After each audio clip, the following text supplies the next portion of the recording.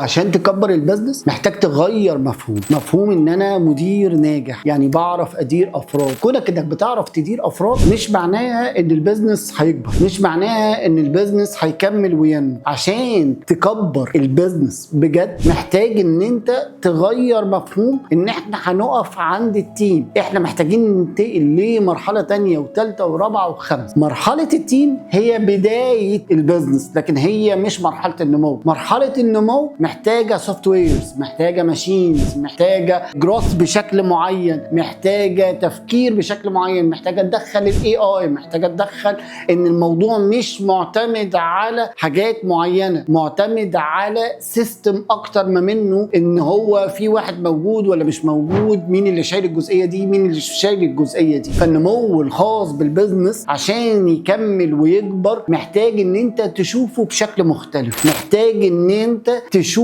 البزنس وتختار له الاستراتيجي المناسبه ليك وللتيم ولشخصيتك وللمجال، وبعدها تقدر تشوف البزنس ان هو بيكبر وينمو، لان هو ما اعتمدش فقط على الافراد. اعتمادك على الافراد مجرد مرحله وقتيه، لكن محتاج تروح لمراحل تانية مختلفه.